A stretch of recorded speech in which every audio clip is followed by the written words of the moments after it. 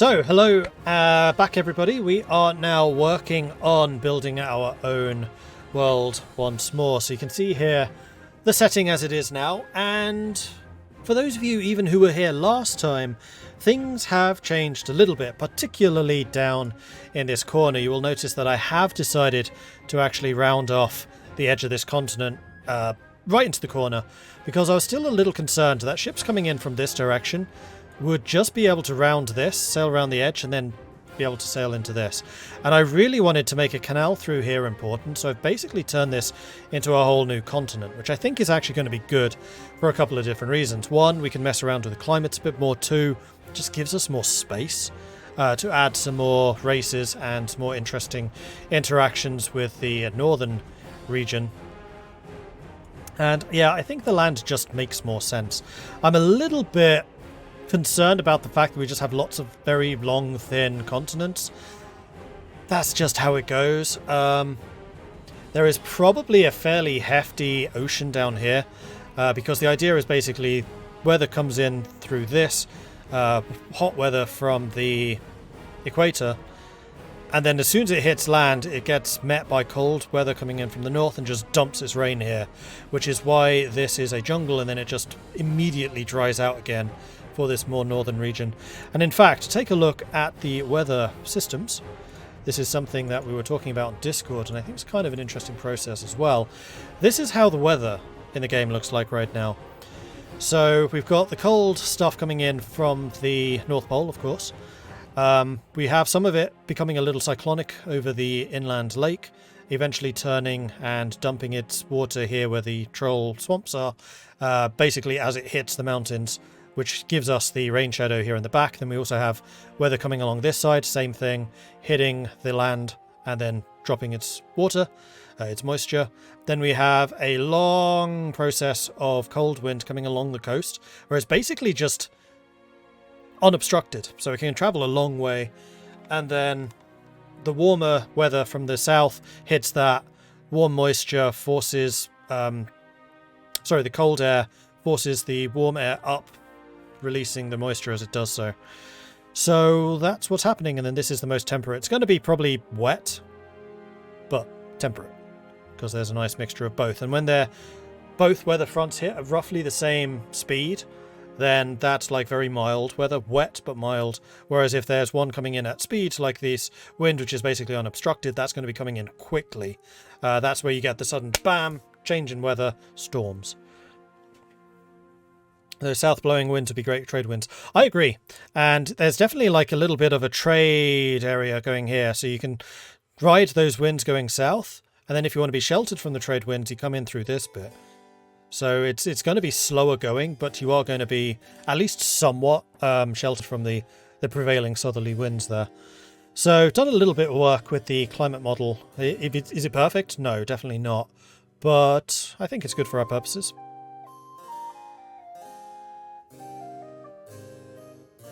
We have stared into the mini-mord, and it has stared.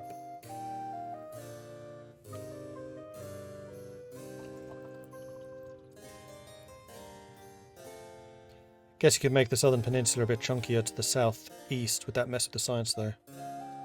Southeast. This bit. I don't really want to mess with this too much, because I quite like there being space. Like, trade through here is intended. That is definitely intended. Which game is this? This is one that I am creating. This is for a probably a D&D type setting.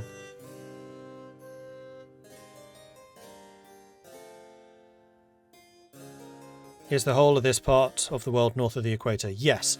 So if we take the world here, in fact, I'm just going to make that a bit smaller. The equator is probably right about here. If we're taking this world, the equator is probably about here. And one really interesting thing, which I hadn't really realised about weather mechanics, is the equator is not where temperatures are the hottest.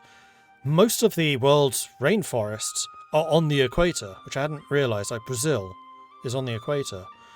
And that's because the way that the Earth is shaped, where it starts to curve just above the equator, is actually the hottest bit, and that's where all the deserts are, because the Earth is refracted, which means that more of the sun's rays can actually hit that section than where it's just flat. So the bit just north of the equator, i.e. this, is the hottest bit, and then this is just jungle. Is it going to be a very hot jungle, this? It's probably going to be more like Indonesia? No, Indonesia? Like Thailand, Vietnam, that type of area. Very, very humid, hot, kind of unpleasant. And then immediately north of that, you've got Savannah, which is going to be more like Kenya. Or here, as you'd be able to see it a little bit better.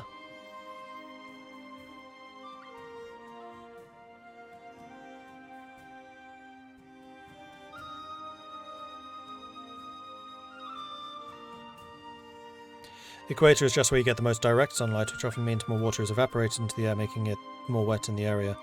That too. But the bits just north and south of the equator are where it's hottest. Right, so we have this still. I still have the salt flats here. I still really like the way that this is formulated. This is probably like a supervolcano caldera, seeing the shape of the mountains and the way that that's all gone. We still have the obsidian plains here, which I have made the colours a little bit different to make it actually stick out as obsidian. And this is where one of the gates to the Plane of Fire is located. And that is where the devils and the tieflings are.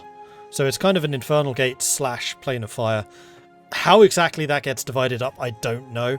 Whether those are two different worlds or if they're the same, I'm not sure. But there's definitely devils and tieflings here. And part of the reason I wanted to make this relatively nice is because I wanted the tieflings to have a relatively high, dense urban population. And that's what this is going to enable. Because that's going to mean that the tieflings are going to be another major maritime power to face off against all the southern factions down here and also the dwarves. So I think there'll be some interesting trade wars going on in this ocean here. Because you're going to have southern humans, you're going to have the dwarves, you're going to have the tieflings, and then you're going to have whoever is over here and along this stretch.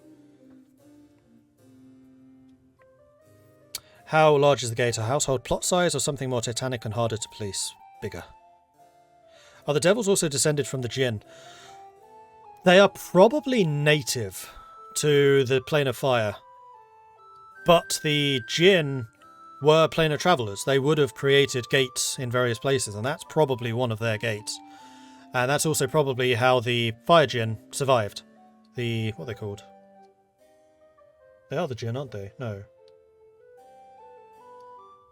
Yeah, genies are the magical genies. Jinn are the fire genies in D&D. That's how they survived. They were basically refugees from the magical explosion, or they were explorers away at the time. And they weren't able to come back. Until maybe they made a deal with the devils. Sold the location of this world to the devils, which is why the gate opened up down here and not further north. That's actually kind of an interesting idea. I might nick that. Let's go and open up World Anvil. There it is. Yeah, what's my login? I do not remember. I messed up some of my Chrome settings. Email. Is this my regular email? Oh, I think so. I don't remember. Where are my other things? Oh, let's grab you. World Anvil.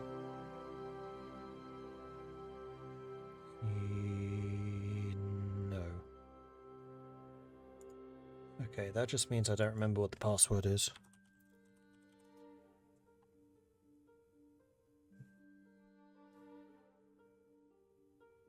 Oh, is it on the Digital Dragons account?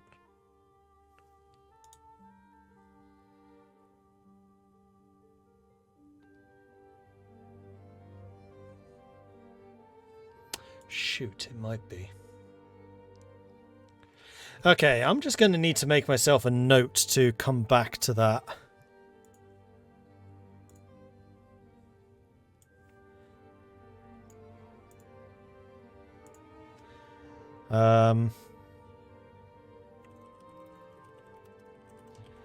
Find out what the heck my login is. So the note is devils/tieflings made a deal with the lost Jinn to open their gate home, but got the location wrong. Hence where the Obsidian Plains are. Cool.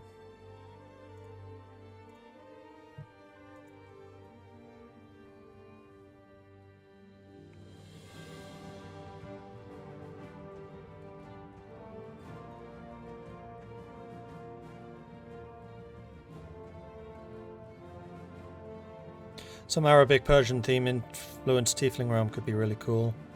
Yeah, like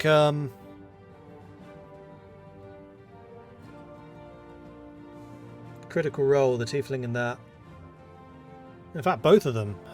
Both Laura's character and crikey, what's his name? The one who stuff happened. Taliesin, that's it. Talisin's Tiefling. More Romany, I know, rather than Arabic or Persian. Although, actually, the accent that Laura was using for hers, Jester, was a bit more Arabic, more Persian.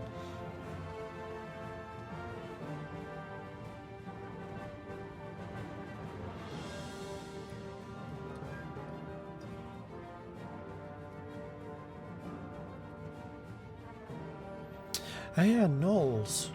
You do need to put Knolls somewhere. Where? Knolls. Western. Okay, so. What do we want to work on today? Well, there's a couple of things that I do need to finish. Like, I did spend some time fleshing this area out, and I'm pretty happy with how all of this now looks. So we've got a pretty decent Lizardman home area. And another interesting thing about the Lizardmen here is there are basically two cultures of lizardmen. You have the rainforest jungle lizards, and then you also have the desert lizardmen. So we do have some lizardmen who have adapted to desert life, who would be based over here. So two factions potentially facing off against each other. Then we have the savannah. No idea what's going to go in there. That is something to be determined. Maybe minotaurs or something like that. And then over here on the coast, this is where I started doing a little bit of work, but I did not quite finish. So I did do the northern island, so these two islands are done. They're fairly dry, because you got the cold winds coming in from the north. I guess there would be wet parts, which I guess would be around the mountain. We have a volcano, an active volcano here, and one here, and then some remnants of old volcanoes. Otherwise, it's just regular grasslands with some woodland. Because we're on roughly the same longitude? North-south axis as this area. Maybe this should be a little bit wetter.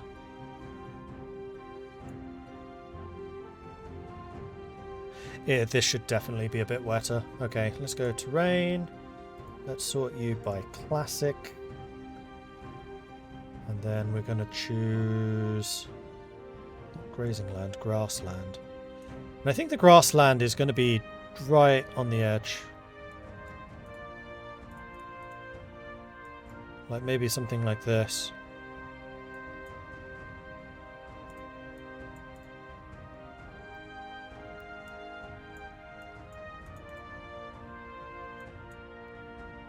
Right on the very, very edge. You know what? Let's have some wet hills. Okay, maybe not those two, because those should be fairly high up. Like so!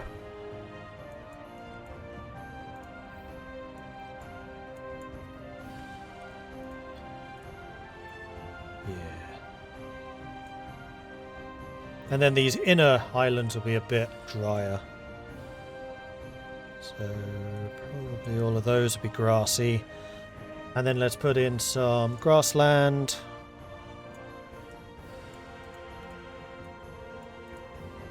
Something like so. And then grazing land in the south. Definitely replacing the desert. Although, actually, now we're kind of getting to Savannah regions. I think this would still be grasslands just because it would be wetter. In fact, the bit behind these hills, I think that there's going to be a bit of a rain shadow there. So let's go back to rocky desert or poor grassland.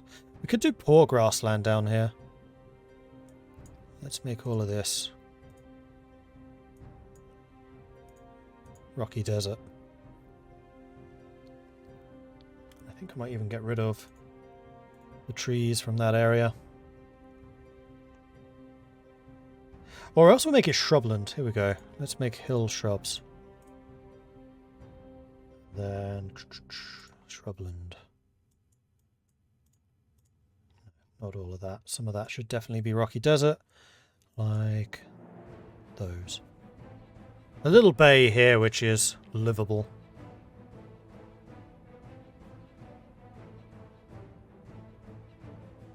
And there's probably a river that comes through here. This also needs to be grassland. Grazing land, rather.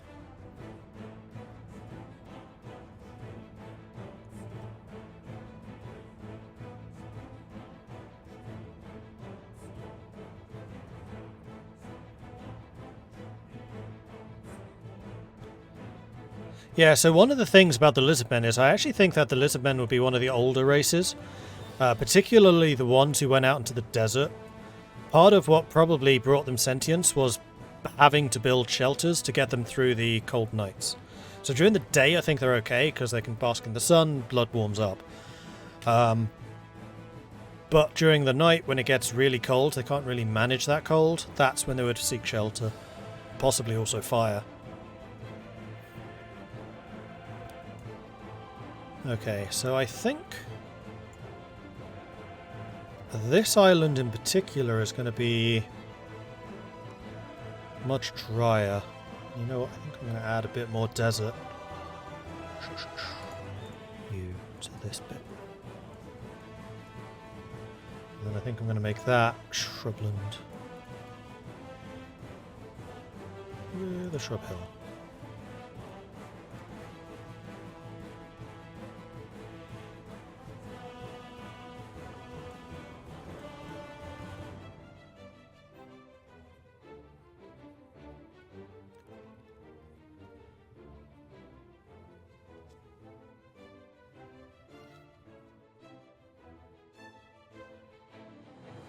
Fires to charge rock heat batteries, yeah, stuff like that too.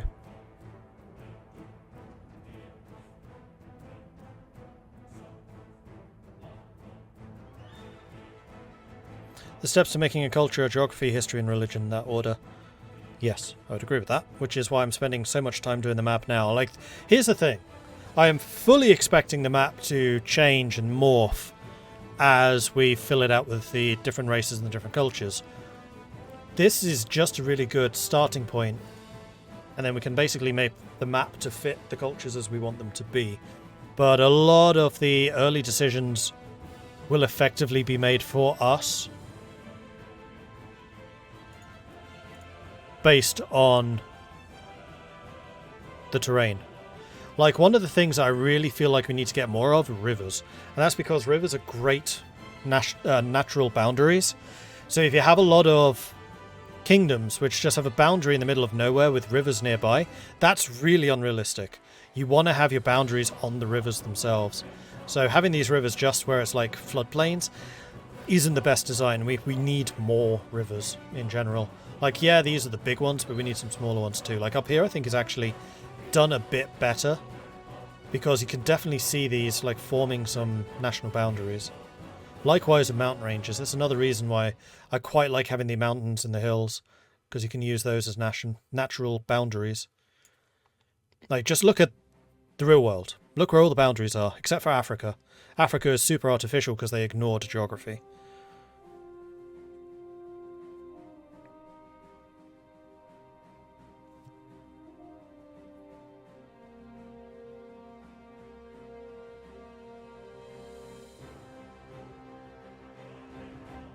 Just a thought, have any fantasy settings ever done feathered lizardfolk? Ooh, that's an interesting one. Not sure. We could definitely take a feather out of Zagrax's cap, though, and make them feathered. It's not a bad idea.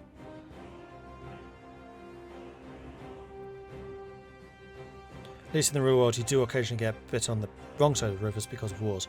True, but like historic borders are definitely not. Alright, what do we want to do with you? We are getting really quite far south now. So I definitely feel like this is going to be quite a lot warmer. We're getting to desert island type territories.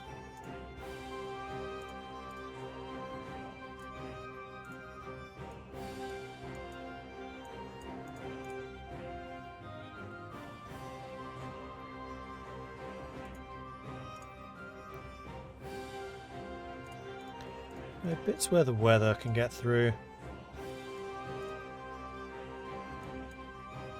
Maybe we'll do grassland. This definitely would be desert. Something like that, and then same thing here. Although actually I think what I might do is make that poor grassland. Where's that gone? There it is. That's what these front bits are. And then it changes into rocky desert behind that.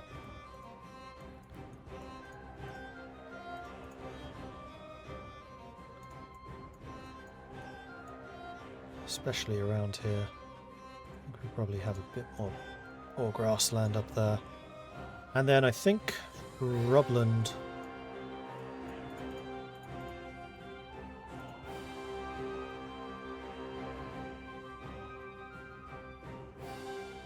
Possibly even a touch. Well, this southern island is probably going to be jungle.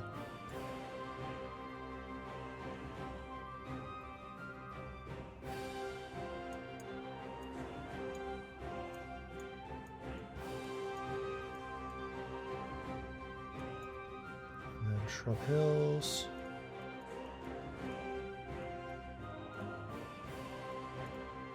Actually, Shrub Hills.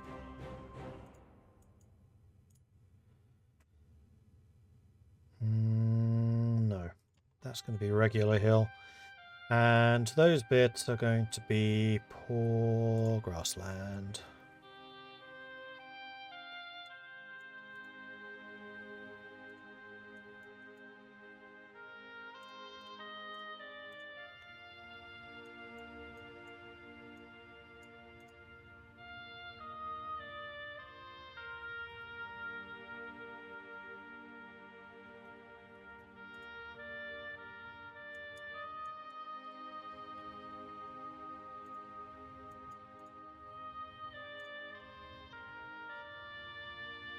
Those mountains are just going to be bare old mountains.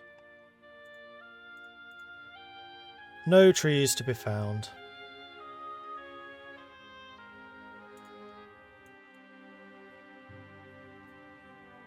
You know, let's do grazing land around here. Bit of an inland lake, which is providing a bit of extra irrigation.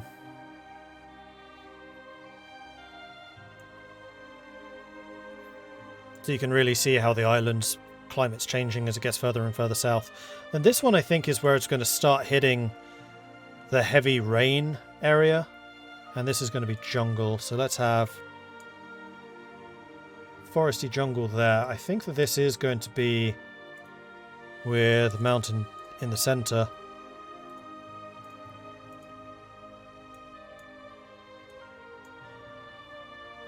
And then we're going to have thick old jungle through here in the middle. And then regular jungle.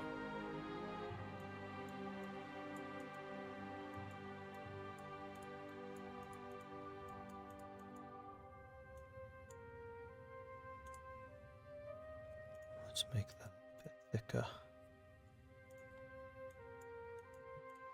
Not sure what to put around the edges of the jungle though. Grass? Poor grass? Desert? Savannah? What are your thoughts on gnolls? I've heard they're underused. I would definitely like to do something with gnolls. I'm just not sure that I like their demonic background. Like, if you want demons, then use demons. I do like that they're kind of a warped hyena, though. Maybe cursed by some god or other. That's interesting. Don't jungles usually get to the shorelines? Yeah, you're not wrong. They do. Alright, you know what? Let's make this a jungle world.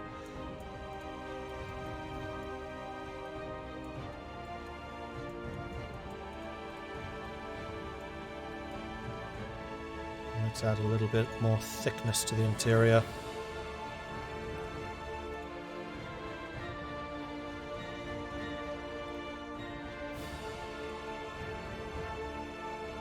I feel like I want to make the south of this also jungle.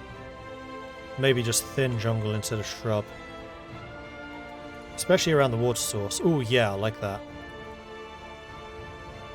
So then we need hill jungle. We could also do wetland jungle, you know, let's make this wetland jungle.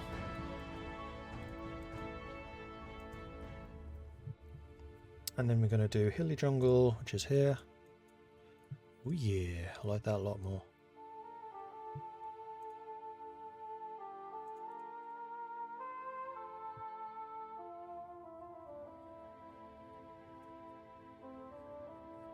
Now that's an interesting part of that island now.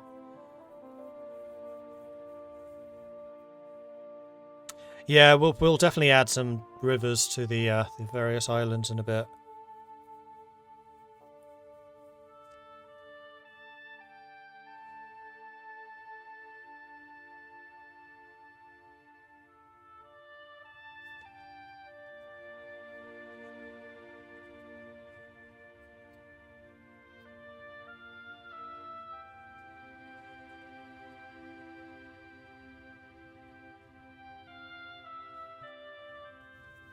Gnolls are often demonic because in Africa they really are one of the most known demon stories about hyena monsters. Well, at least very limited knowledge of it.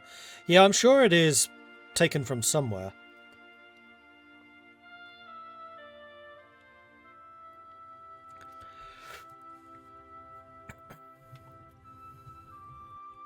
I just think that there are enough interesting bad guys without just saying, these guys are bad just because we say they're bad.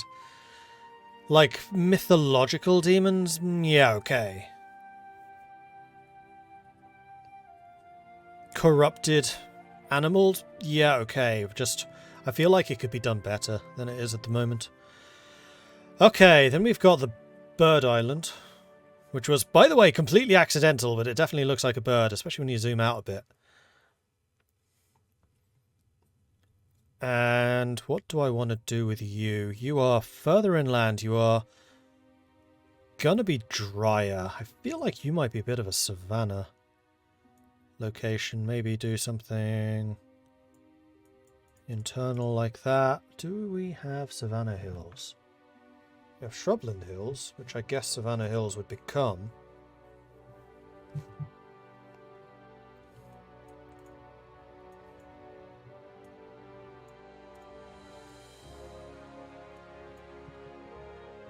No, I don't even like that they're all connected. I think we're just going to have these weird, separated, hilly areas. Do we have any mountain... Oh, yes, we do. This actually lines in really nicely with that mountain range. So you know what? This is going to be a continuation of this mountain. So we're just going to stick a couple of mountains. I'm going to stick a volcano right there because volcanoes are cool. And then we're going to have the Shrubland Hills around them. And that also means that this is a volcanic island, which means it's going to be relatively fertile.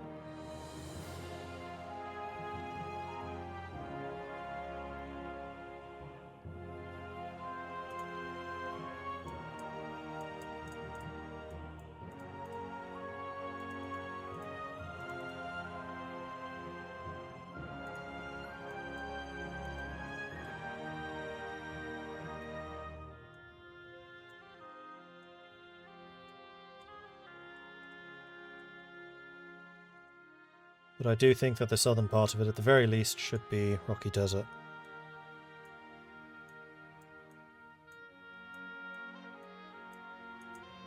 Where it dries out pretty significantly.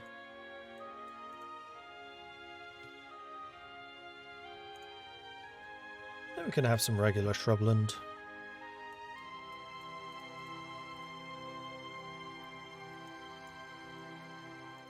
A couple of little areas around here.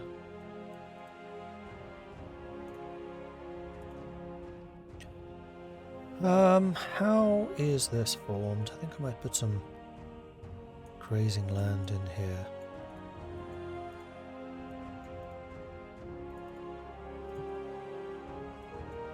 Particularly around this current volcano. And honestly, the rest of this can just be open savanna.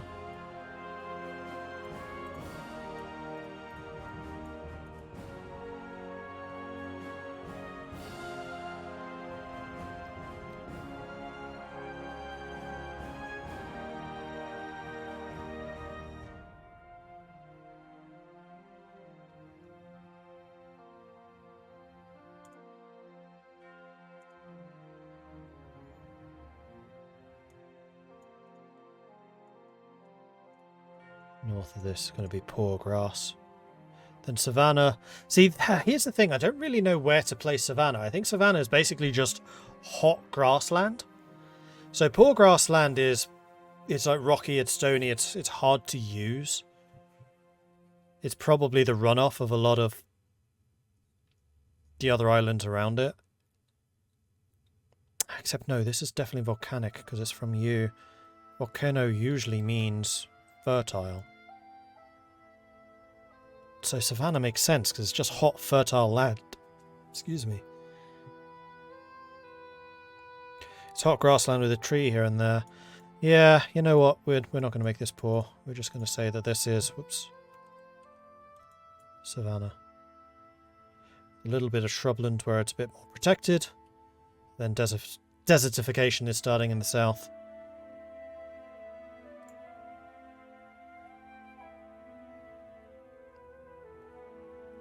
Which would also suggest there's going to be a bit of a desert around here. Alright, what about this island? The south of it is definitely going to be sandy. In fact, this might even be the wash-off from the sand from here. So let's go with sandy desert. Here. Then maybe rocky desert down here. There are no particular mountain ranges. So what I'm going to do is I'm going to put another volcano right in the middle up here. In fact, I might even make this quite a high area. With hills, you know, grassy hills around. Relatively fertile savanna area again. Which gives away quickly to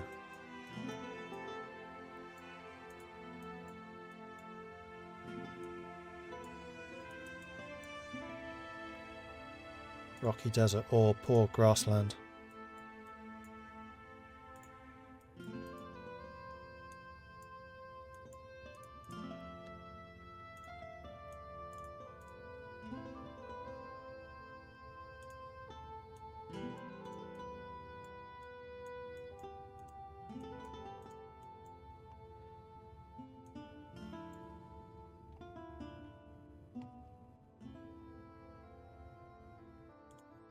I'm going to say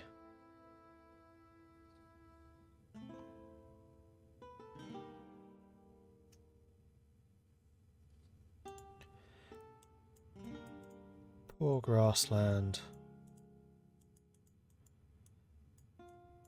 Certainly in this connecting area.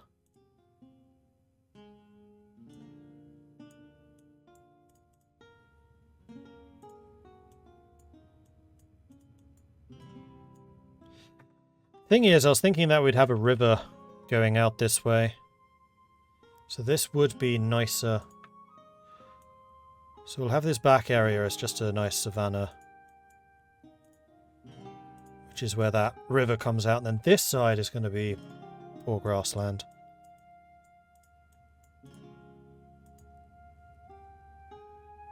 We could even have coastal desert. Although I don't like that icon very much.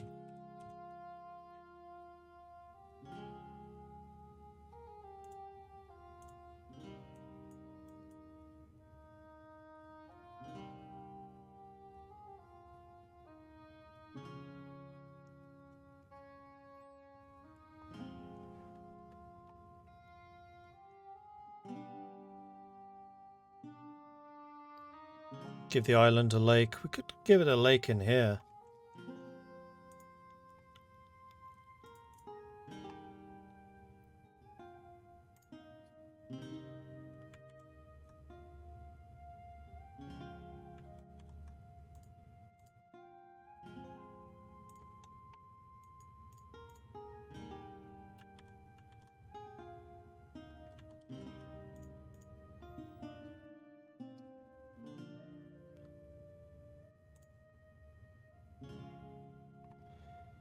Yeah. I think I might dry these off though. Just have the hydrated ones around the lake. Like so. Okay, good. So that's the islands done, and I think we've got a nice variety. This is the islands where the turtles and the orcs will be. So the orcs would probably be in these northern ones, and the turtles would probably be in these. Which does mean that the turtle homelands are going to be kind of rubbish. I mean, we may have some turtles over on this shore. How do I want to do this? I think I want to turn this northern bit into shrubland.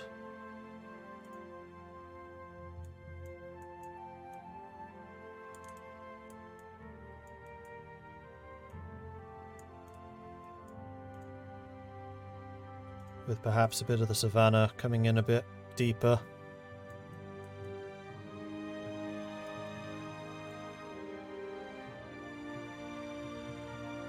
Maybe even extend the forest a bit.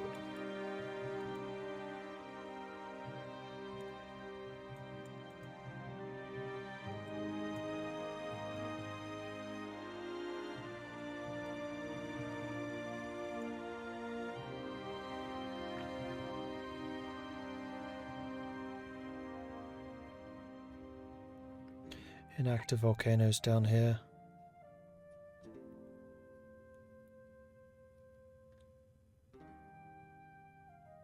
Yeah, probably.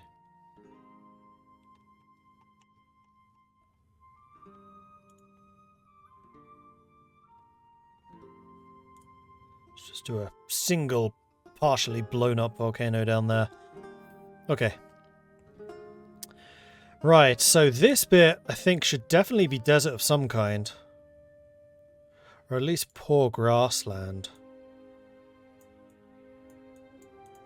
Separating the wetter jungle from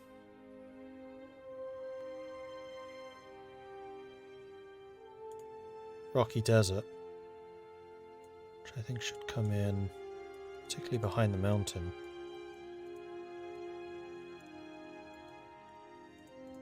Bit of a desert there. Now we do have a bit of a waterway, so I kind of feel like there's probably a river coming through here. So let's make this a savannah going right to the shore.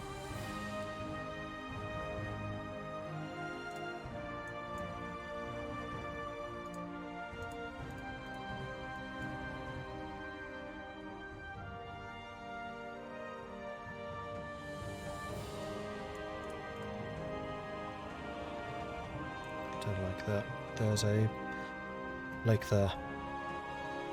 Then around this old mountain... I mean, that... No, I don't think it would be jungle. I'm a little tempted to make this a bit more jungle.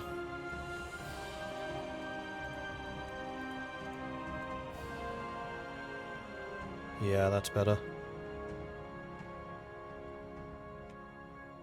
Let's add a bit more poor grassland into this. Although I do think that there should definitely be a deserty, little bit of a deserty thing here.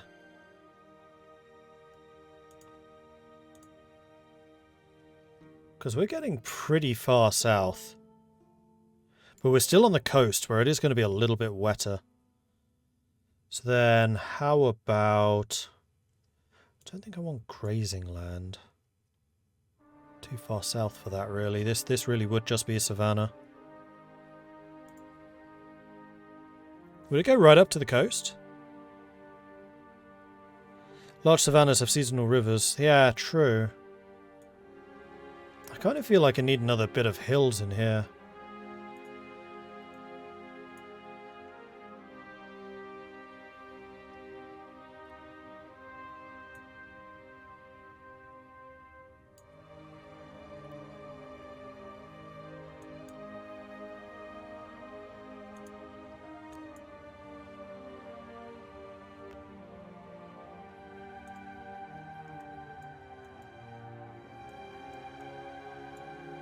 We're just going to put a bit of a desert behind you. And then savanna.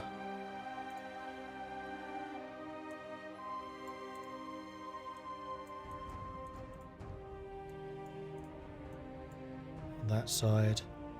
Quite like the idea of having a bit of shrubland. Well, let's use the bucket. Where's me bucket gone? There it is.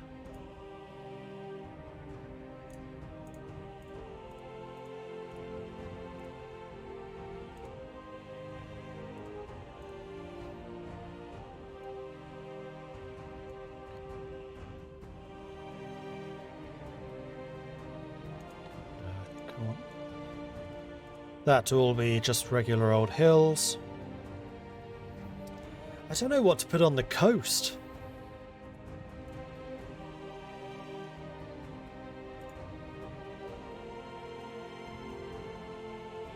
Got the cool winds too, yeah, so if we go back to that... We saved. Did I close it? We have. Submit.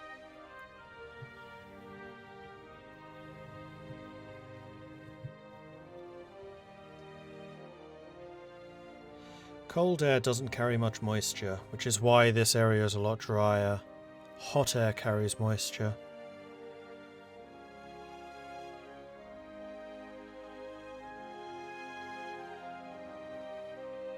And that's where those mix, so I feel like it probably is wetter on this corner. So let's go with...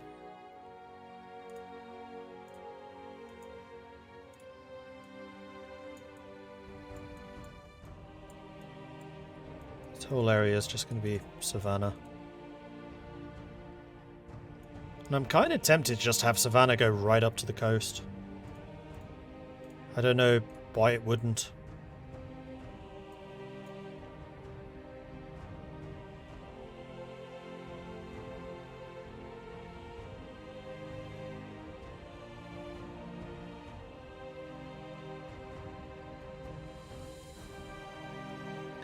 Then I do feel like there should be a... No, don't do that. Hill range. There.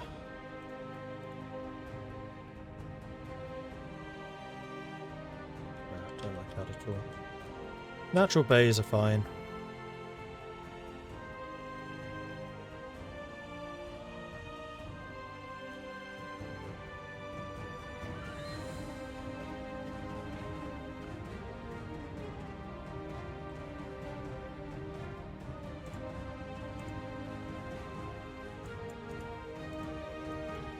Add a bit more shrubland around there. That's probably going to be the course of a river.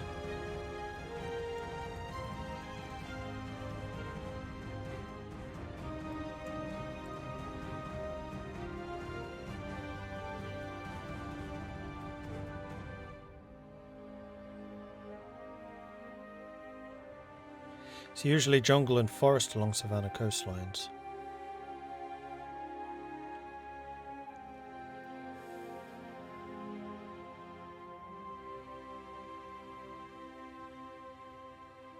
I mean, we do have forest wetlands.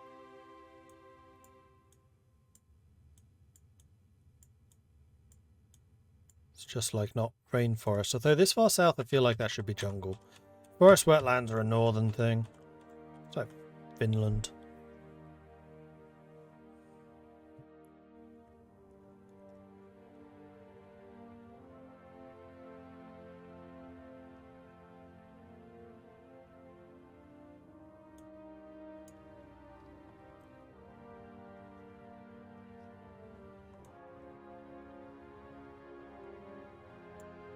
I think this is fine. This makes enough sense to me.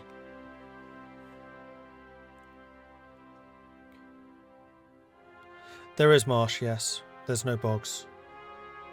Marsh and swamp. Marsh is basically grassy wetlands, and swamp, which is forested wetland. So what exactly the difference between swamp and wetlands? I'm not 100% sure.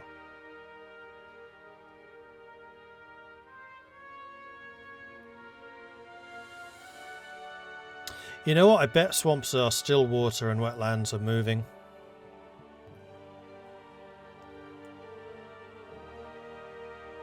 In which case...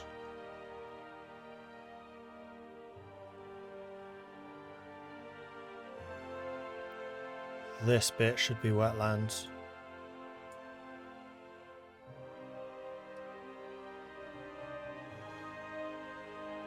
Cold air can be of two types. If it's oceanic, it's humid. If it's continental, it's dry. The same for hot air. In Portugal and Spain, there are four types. That is why the interior of Spain and Madrid can snow and be dry in Andalusia in the south.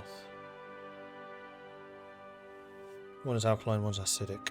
Okay, well, going into that much detail I'm not sure I can do, but I can say that I think that this here should be forest wetlands.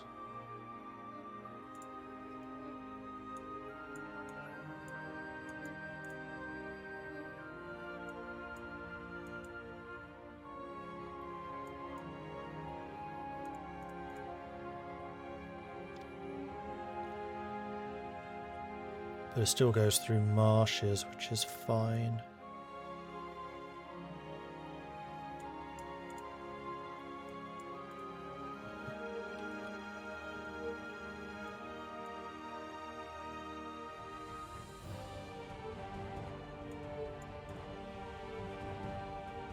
And then this is all nasty swamp. This is nasty swamp. That's fine.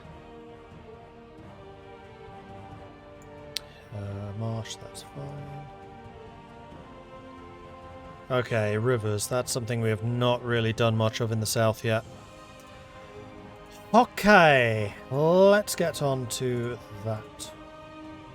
For some reason the Strism doesn't actually delete, even though I've deleted this like every time I load the program up. It's kind of annoying. So let's start out with the streams, which is the non-navigable bits.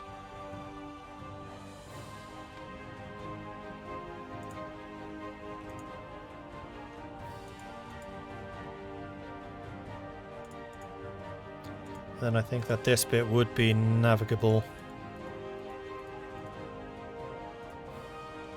Through to you.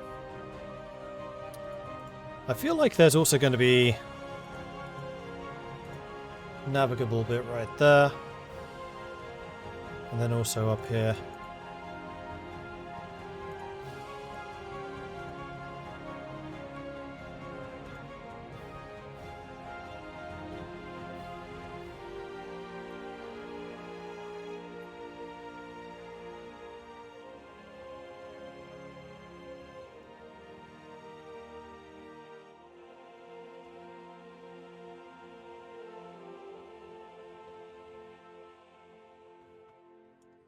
Okay, island rivers. There is definitely one coming through there. 100% navigable. I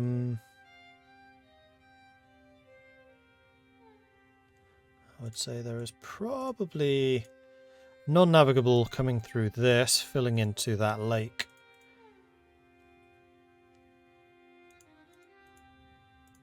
And then non-navigable going down there.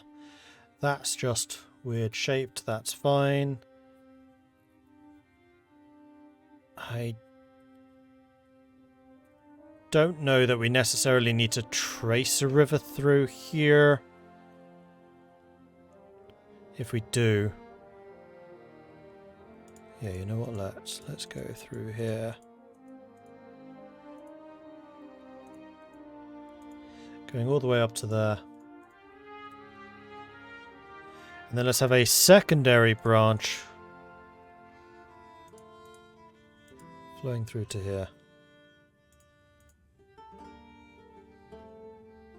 And this just fills straight into there, that's fine.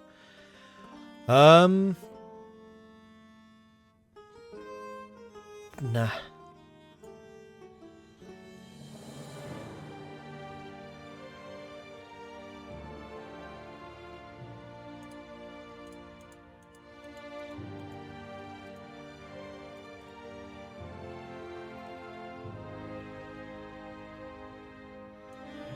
That goes out that way, then Bird Island.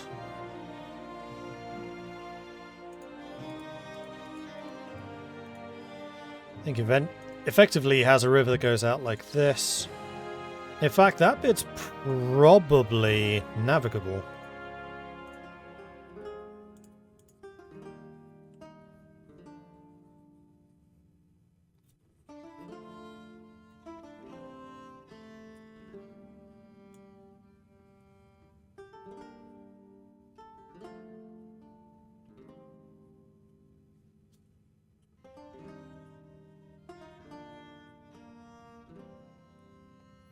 Right, then we also have the Obsidian Plains, where there is definitely a river. And I think what effectively happens here is it flows through the woods. And you know what? I'm going to make this navigable.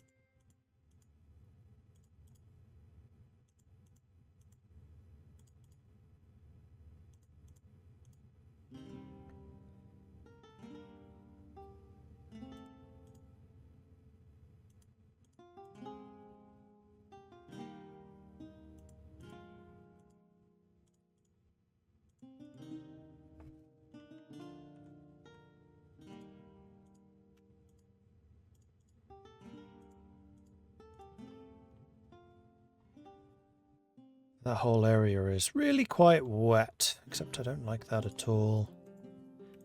I think you would actually flow out here. And that's effectively been built up like a bit of a delta. Something like that. Then let's add in a stream.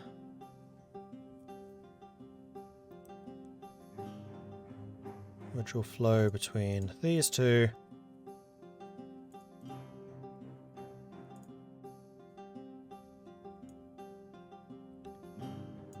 I don't know, would these bits be navigable? I kind of like the idea that this is, because it allows you to basically have a Obsidian Plains port, almost.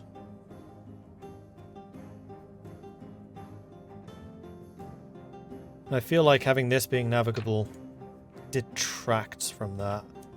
So let's make this 20 width stream.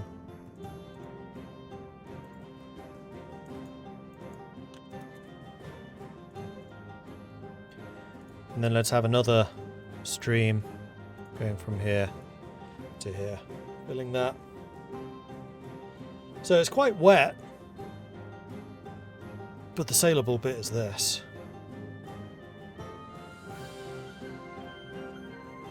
What game is this? This is just a world-building exercise to create my own. In case I do a D&D campaign or something like that in the future.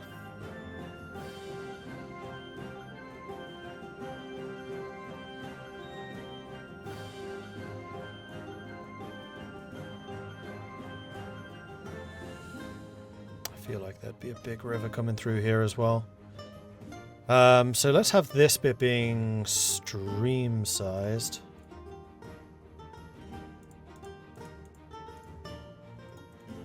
And we'll bring in big old river. I want that to be a bit more. Center doesn't hugely matter.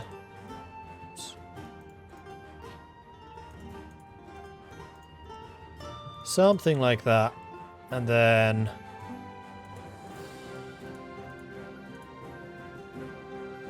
out there.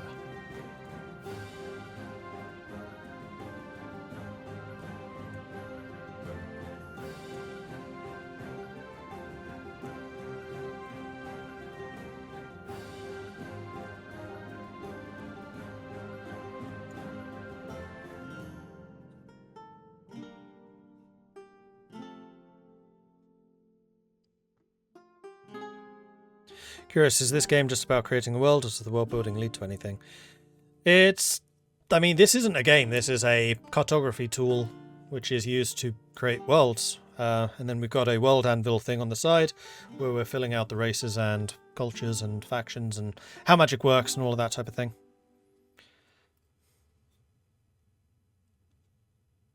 Can't wait for the species and the cultures, so much amazing groundwork already. Well, I think I'm about done with the world. I'm just kind of looking around thinking, alright, are there any other rivers that I want to add? I feel like the rivers in the north are a lot better. I also kind of feel like we could do with more of them. But, like, even the streams, there are major rivers, you just can't sail a boat up them. Whereas the big rivers, the navigable ones, be like the Thames, where you definitely can.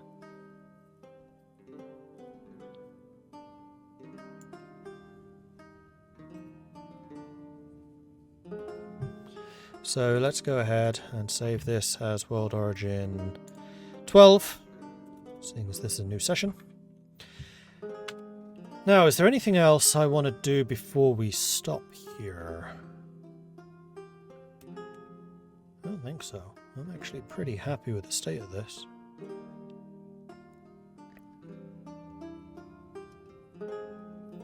So the only other thing that I do want to take a quick look at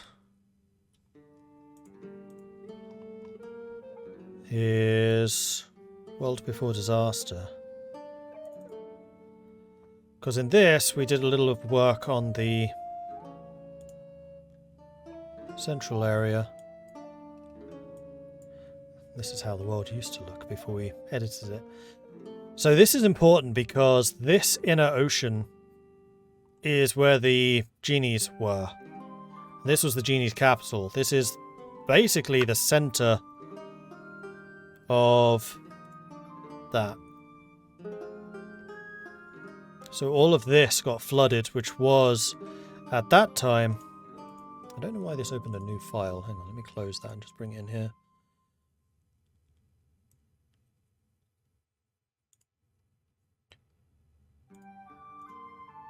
So then I can just flick between the two. There we go. So this used to look like this. Then all of this got flooded. So this used to be populated. That all got flooded. And then the population centres that were left here in the back, which was very much the frontier, those are now the elves. So we're going to have the various elves growing up around here. Now, one question that I do have is, at what point do we start tracking the history of the new races? Like, just how far back technologically do they go? How complete is that magical catastrophe? Because I've been kind of thinking they should pretty much go back to Neolithic, but would they really forget that much technology? Like, does it become that desperate, survival?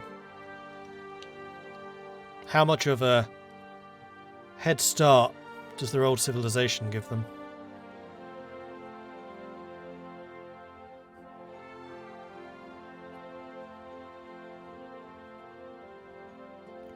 What does the dark grey tile actually represent? A sort of planar bleed? Yes. Obsidian Fields. It's basically where a massive lava flow took place when they created the portal between the elemental plane of fire and this world. It was burned, it was scorched. Never recovered.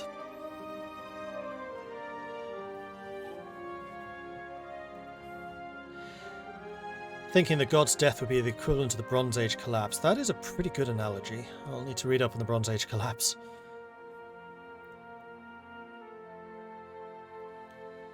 The Great Northern Forest needs more rivers. You mean this one, the Feywild? See, the thing is, there are definitely more rivers in this.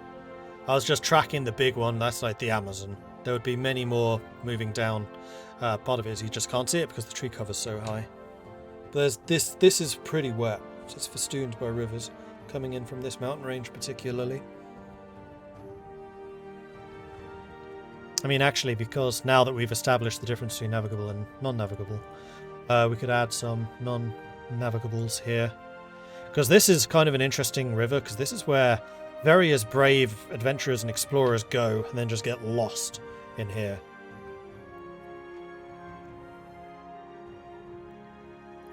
So, for example, there could definitely be rivers coming down through something like this. Likewise with that. Rivers coming in through here. And also here, straight through the center. Joining the main branch. It's probably also rivers coming in something like that.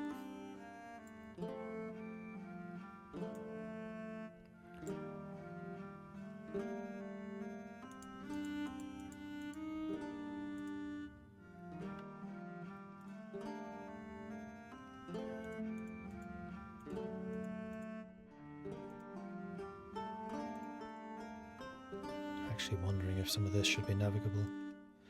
Going out the gnomish realms.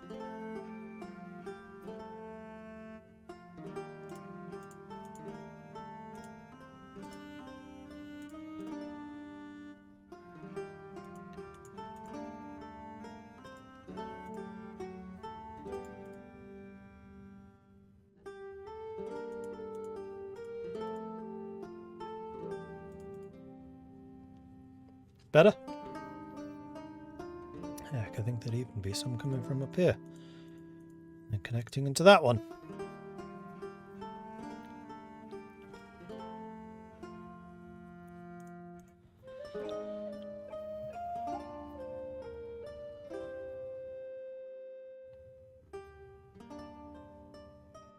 There's some random territory over here.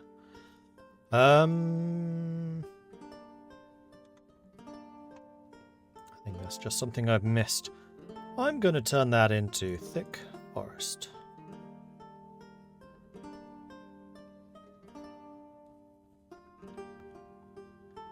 I think actually I'm going to add another river. Which is probably going to be a full-on river.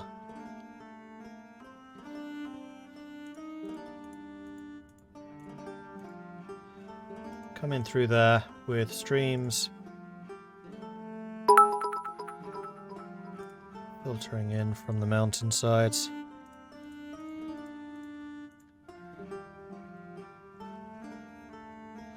Like so.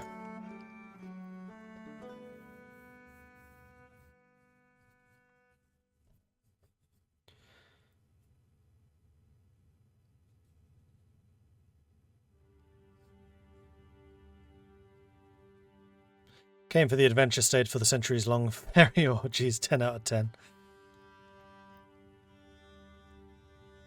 The only kingdom to survive the collapse was Egypt, and even then they never truly recovered. Yeah, so my thinking here is the Egyptian part is probably the elven part. They were on the frontier.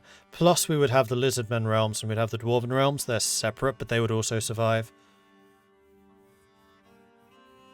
You know what? The gnomes probably did too. The humans, I would say, were the ones that got it worst, because they were the most exposed. The gnomes retreated underground, and with them they would have taken their knowledge, which might be why they're the most technologically advanced now.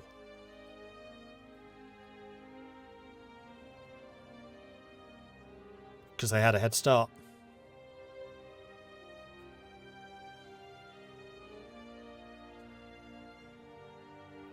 Yeah, that's definitely something we're going to need to work on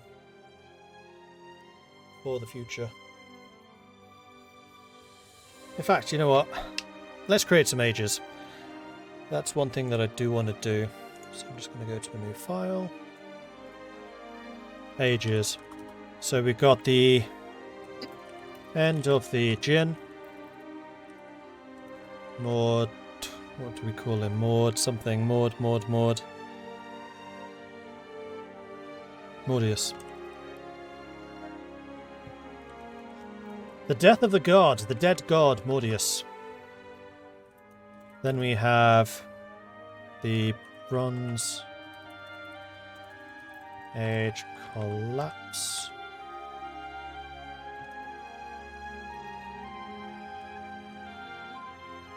Which is kind of actually tied into that.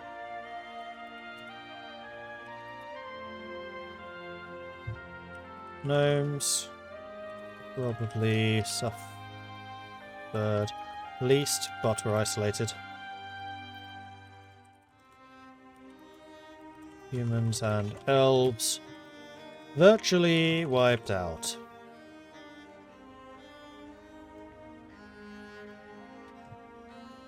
Oh yeah, that's true. We'd have the Jinn Golden Era.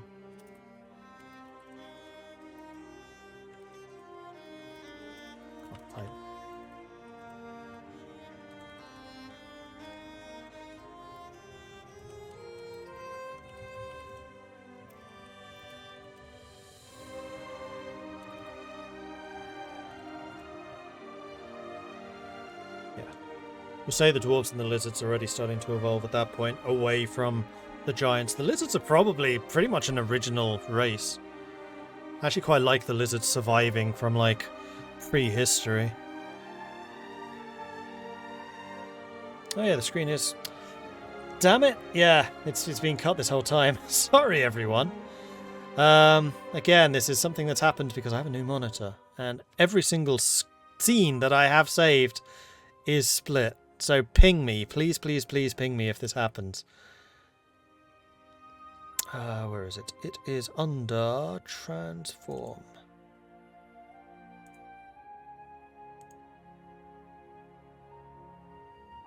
Except I'm not seeing transform. Where is it? There it is. Fit screen.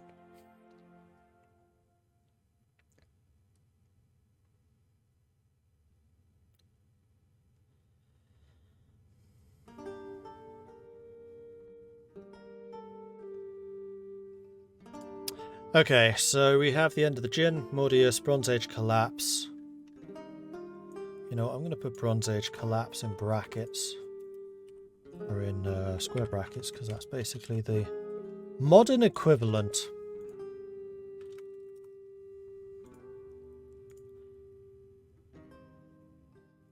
Then we have like the city-states, Greek city-states.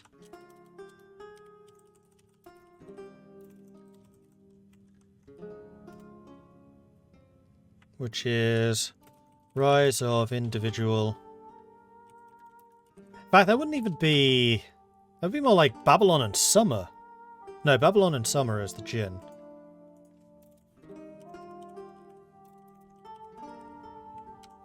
That's before the Bronze Age collapse.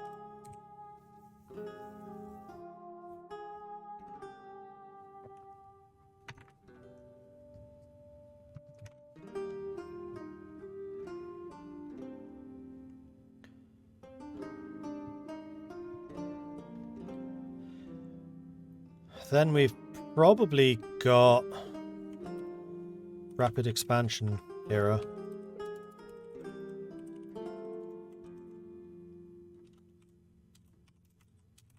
Early Kingdoms. Early Empires. This is probably when the first migration arrives.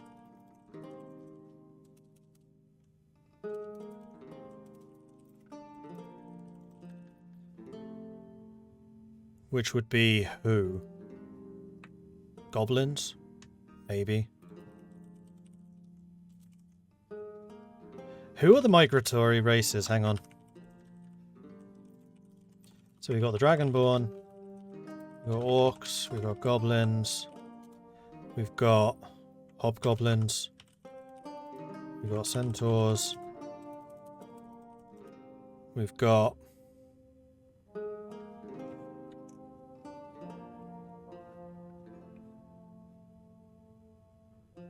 What's the tech level of the world to start the campaign? Yeah, 1444. I'm just using a year I know. I think Ambenar did a really good thing with that. It just makes sense.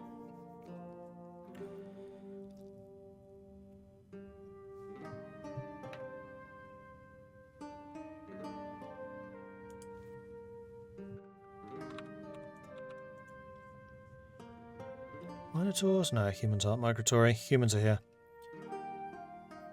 Remember, so, okay. Djinn, races. These are humans, elves, and the gnomes. Then we've got the half races, which are halflings, half elves. Then we've got the draconic races. Well, I mean, that's Dragonborn. I guess in brackets I'll put kobolds, because they'd arrive at the same time. Who else do we have? We have the giant races, which are giants, dwarves, trolls, and ogres. And then we have lizardmen, which would be turtles.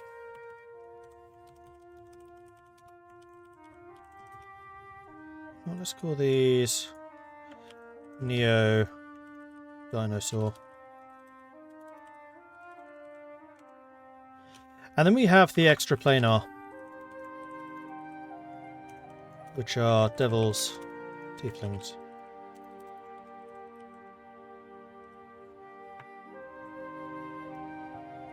Cyclops, yeah, we had those.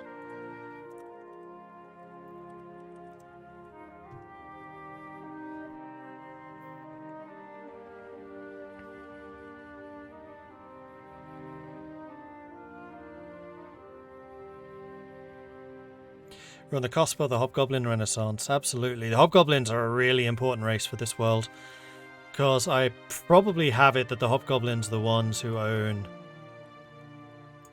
this. And as you may notice from this map, you can't really sail around this edge. You've got to go over land. So the dwarves have a trade monopoly. Because trade coming in from the east has to go via the Dwarven Realms, either down here to the North African area, or through these passes to the lake where it can get to the humans, the elves, and the gnomes.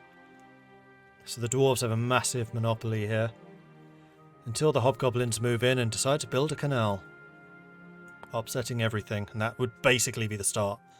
The fall of Constantinople would not be the fall of Constantinople, it would be the construction of Constantinople. Where did the migratory peoples come from? So different peoples. So we've got the Dragonborn and the Kobolds coming along here. They would eventually settle in this region. They are basically China. The idea there is the dragons require hordes. They require wealth. So they're massively into wealth generation. And if their gold mines or the silver mines or whatever either deplete, run out, or underproduce, then they go on massive conquests. So the first of like the conquerors will come from the east. That will be the dragons. So that's one mass migration. We've got the orcs and the goblins. Their continent is slowly sinking. The goblins would be the first to arrive because they basically get kicked out by the orcs. So I'm thinking the goblins would probably be up here. So they would be one of the other migrations. Then the orcs would be one of the really big migrations. When their continent finally does sink, they would arrive as one vast armada and land on these islands. These islands would eventually become the orcish ones. Then we've got centaurs. They would be constantly nibbling at the edges over here and down here. They're just raiders. They're tribal raiders. Who am I forgetting? I feel like I'm forgetting someone important. Hobgoblins. The Hobgoblins are the one migratory which is super important. We haven't really placed them. I mean, maybe from down here or something. Via the desert. I mean, that's one other nice thing about this connection is we can now come via the desert. It came from the desert. Maybe. That would actually give us a reason why the Hobgoblins are here. Came in the south. Pushed whoever was here out. I don't want the Hobgoblins related really to the Goblins. I mean, maybe. One thing we did consider is the Hobgoblins were more martial goblins and then evolved somehow. I know we had an idea for that, but I don't remember what it was off. And where are the Loxodon realms? So the Loxodon could be from this savannah or further south. Because this savannah is supposed to be Kenya. Are there elephants in Kenya? Yeah, there are, aren't there? Kenya and Central Africa. Kind of compressed. Thought we had gnolls in the desert. We never actually settled on what the gnolls are or where they're from. Half-orcs possible in this world? Yes. That's what halflings are. Halflings are actually half gnome, half human.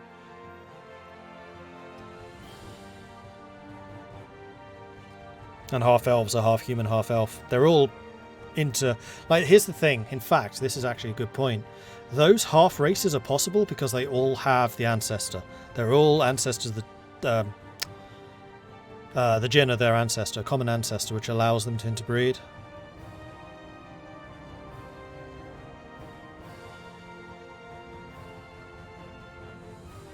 Hobgoblins, the goblins that went the most north. The cold made them bigger till they became so strong they just conquered southwards. It's not a bad idea, actually. I kind of like that. Let's add that. Pluses. Goblins were goblins that went the most north, though they got bigger and more organised because they had to. Then conquered southwards. Means that they would go via the halfling human realms, which again makes sense. They get pushed down here. And then maybe the arrival of the orcs is actually what finally pushes the hobgoblins south. So maybe have this as the hobgoblin realm. Because remember, at one point the hobgoblins get absolutely dominated in a war. Which is what creates their current religion.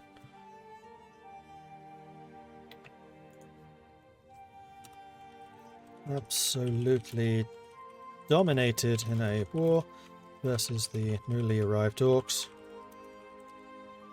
and pushed south.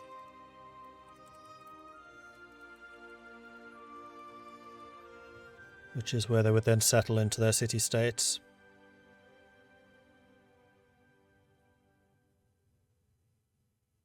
At least in this world we would have gnomes and elves as legitimate pairings then. That's true.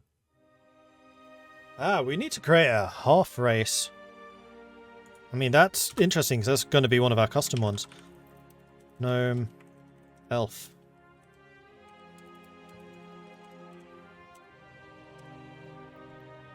And one other race which I wanted was like an earth elemental race called the Roshan. They would probably be the ones like up here. Maybe they're the ones kicked out by the hobgoblins. Or they may even come from even further north, like up here. I'm going to add that. You guys don't know anything about them, but that's another of the custom races.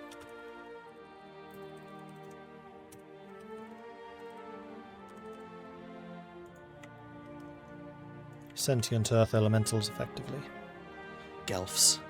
Gnolls! That's what gnolls are!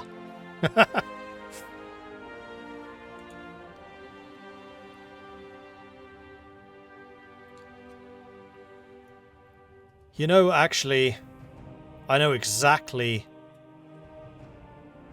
what half gnome, half elf is. It's actually really obvious.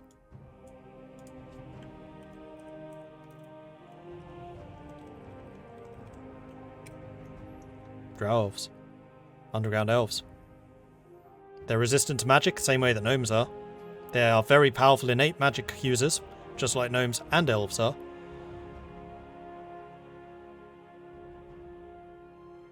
And maybe the fact that they have elven blood is what makes them go a bit weird.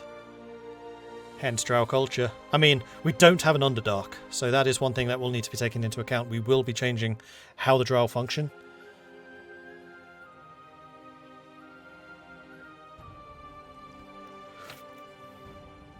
And wood elves are a specific type of elf. Same with forest gnomes. High elves are the default elf, and rock gnomes are the default gnome. Can we not make the drow pitch black? I don't think we will, no. Don't the Roshan just walk out of the wastelands with no memory and assimilate into whatever culture they end up in? Yep.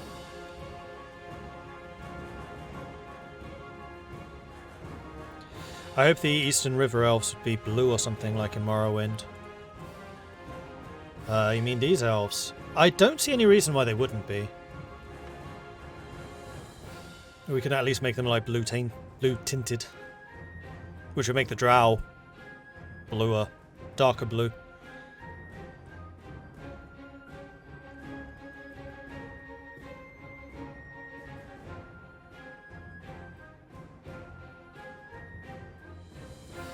Guessing gnomes and elves have similar spread skin colours to the humans. Yes.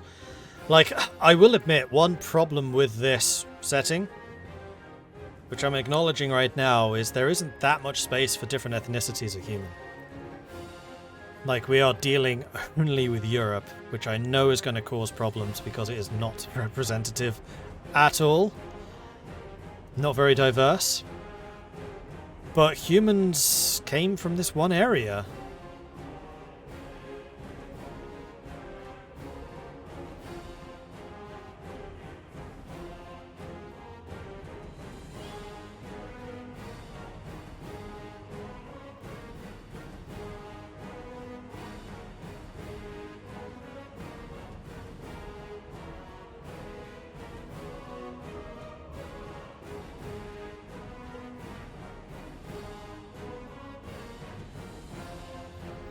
Anyway, it is almost 20 to 3, and I really should stop. So, I think that this is a really good start for the cultures coming up. We'll play more with this next week. I think that this is going to be the step we get to, and the division of the ages, and when the different races start to appear. And then from there, we can expand outwards. Homework for you guys. Yes, there is going to be homework. I want you to think of more races, like more sentient races like these guys, that could feasibly be in this world. I may not necessarily place them initially, but I at least want to be aware that they exist. So I can be thinking about it and have it percolating in my mind, because at the moment this is kind of what I'm thinking of. I know there's some missing, like gnolls.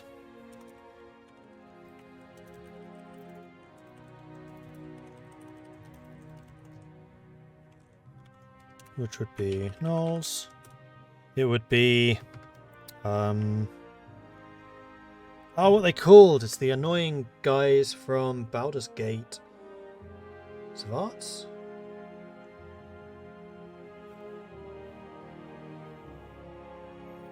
Lizardmen, any relation to kobolds? No. Kobolds are related to Dragonborn. Loxodon Minotaurs, thank you. Actually, Leonid may be from here too. Although they may also be from further south, like Loxodon. Oh, what are they called? The cat creatures. And Kenku. You know what, Kenku should be here too. Tabaxi. Though Tabaxi might well be, like if we have an India, a like place, then we might put the Tabaxi there. Sphinx I wouldn't say are a large population. Were creatures, lycanthropes. Vampires. I definitely want to have vampires. I freaking love vampires.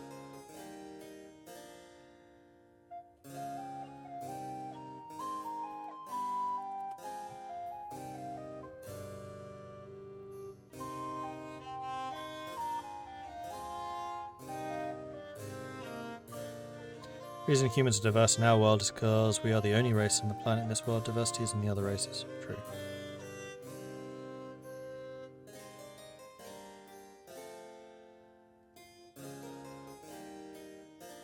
I wonder how many Romani and Jewish equivalents are present here and if we can represent them fairly. I would think so. I mean, Romani, I think, would appear in many different cultures. It's anyone who likes to travel. Not to the extent of being nomadic, fully nomadic.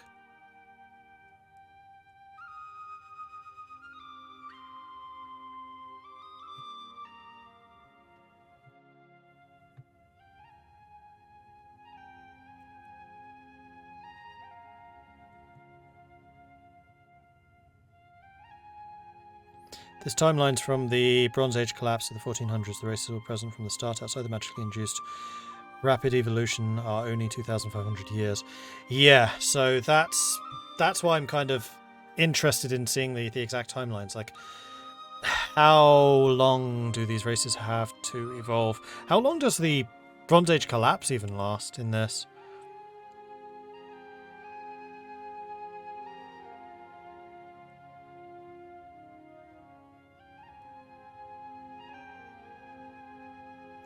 Treants are Dryad, so anything which is Fey would be in the Feywild, same as Satyr.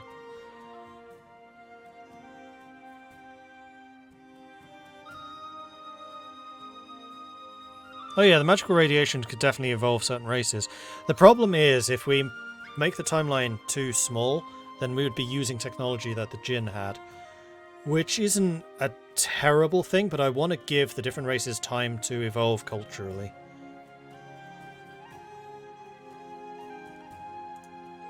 Anyway, I think that this is a good point to stop, so I'm going to just drop a save there. And I'm going to say thank you everyone for watching. Hope you've enjoyed this. If you have, be sure to hit that follow button so you get notifications when I'm live again in the future. If you're really enjoying this and you want to support the channel, then please do consider subscribing. Helps the channel out and lets me do more of this. If you want to support the channel otherwise, check out the Patreon, which you can find at patreon.com/MordredViking. If you have missed any of the previous world building bits up until now, you can find those on my YouTube at youtube.com/MordredViking. Most of them are up there. I think we're like 2 weeks behind, something like that. And part of the reason we're doing this is a potential D&D campaign in the future. If you would like to see a current D&D campaign, then you should head over to our Digital Dragons channel, which is twitch.tv/digitaldragons. Although I will say that we are not playing this Sunday. Sunday is when we usually play, but some of the players couldn't make it, so we're not playing on Sunday. Otherwise, on Monday, Component Cast. That is the other D&D game where I am playing. Digital Dragons, where I'm the DM, and is where this is likely to appear. Anyway, I'm going to go and see who else is streaming at the moment. And we'll go through the raid. Hey, Trips is on. Trips is in fact one of the other players. So this seems perfect. And is currently playing Skyrim. Beautiful. So head on over to Trips's channel. Say hello from Mordred Viking. I'd love to see her chat absolutely lit up by the Viking raid, which you can do by copying and pasting Viking raid, just like I'm about to do. Viking raid, like that. Or if you're a subscriber, you can bring the longships, like that. And that is all for me for now. If you want to continue the discussion, talk about anything you've seen here, or if you have any other great ideas for races, where they came from, or just other races that we should maybe consider including, Discord. Discord is the place to talk about that. We have a world building channel there dedicated to this type of stuff. Anyway, that is all for me for now. Thank you everyone for watching. I will see you all next Wednesday for some more world building, or, you know, Friday for some regular streaming stuff. Until then.